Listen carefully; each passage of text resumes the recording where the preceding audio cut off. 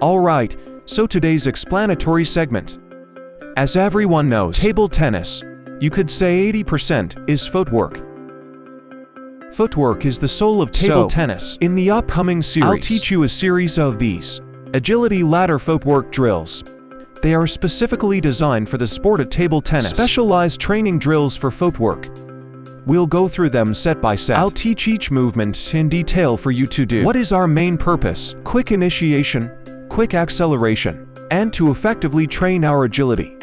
And those small muscle groups that usual practice might miss, training their sensitivity and the accuracy of foot placement. As you can know, this agility ladder has a fixed range. It's relatively small, so we need to be very precise, step very accurately. The standard is not to touch the ladder.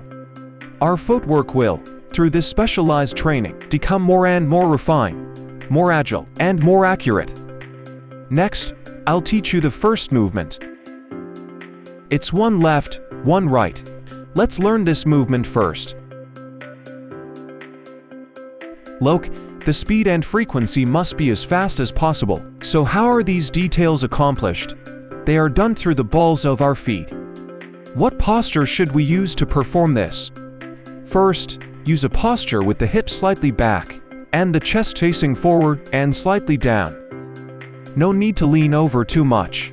It's roughly this kind of posture to adjust and run.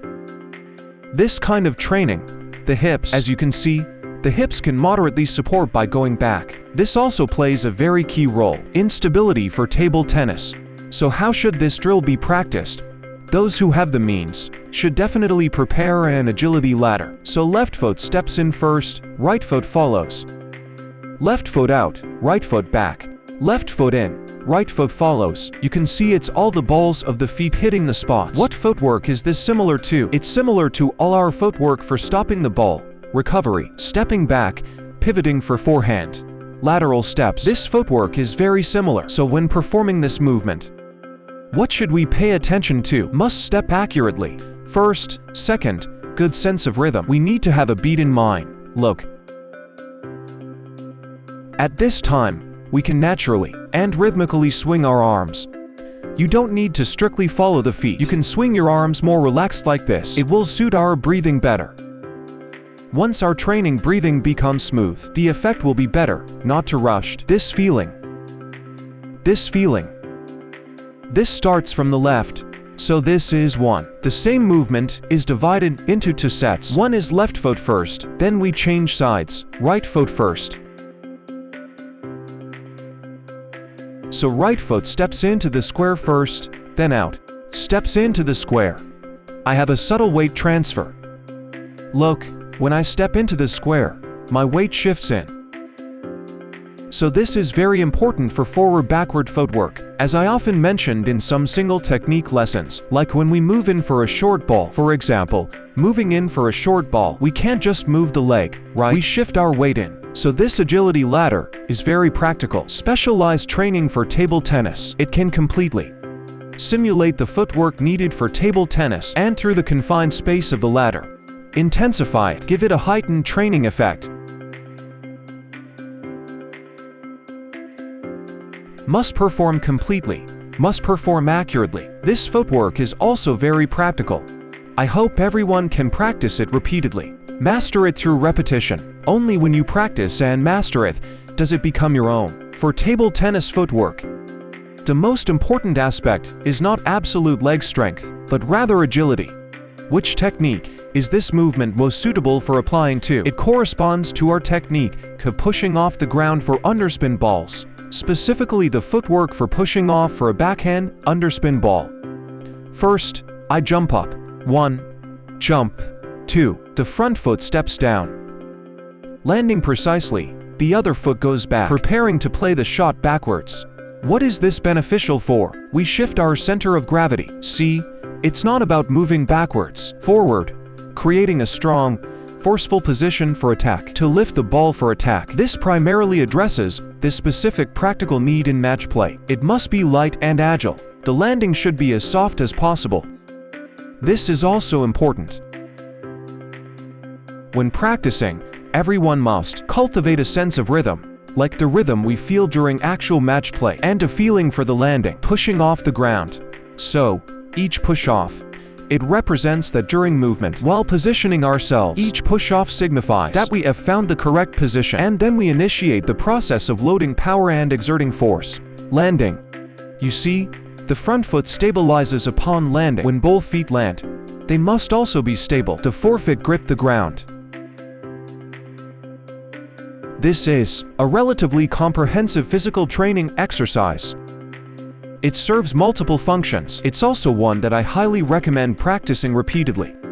A key focus point for footwork. So, you can observe that many world-class players, for example, European players, take Franziska, Boll, or Su Din, Wang Liqin, they are very tall and solidly built. In utilizing smaller muscle groups for precise foot placement and rhythm, there's an auditory component to it. It's largely about listening to the rhythm, using that rhythm to judge the optimal placement point, and finally pushing off the ground to generate power. This is the complete process.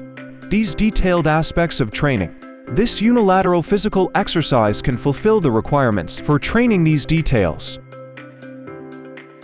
Okay, so as you all know, this key drill focuses on coordination. It involves starting and breaking. For example, from a stationary stance, initiate the step, then break after completing it. So it primarily trains this repeated starting and stopping rhythm. So, using this theme, let's do several variations. The second drill is, what's the second set? Everyone, watch one demonstration. Now, its core components will be broken down for you. From the starting position, we can lead with either foot. Left foot steps in, right foot follows. Then this small step out, left foot out, right foot in. Then left foot in, right foot out, in, out, out. This trains what? It's similar to side-to-side footwork, combined with in and out movement. See? Forward, then right, forward, left. This is also highly beneficial for practical match situations. A very realistic footwork pattern, changing directions forward, back. For example, I serve and recover. I'm ready for a long ball. I've stepped back. If the opponent suddenly drops a short ball, I need to move in. This footwork allows you to adjust your positioning during a match.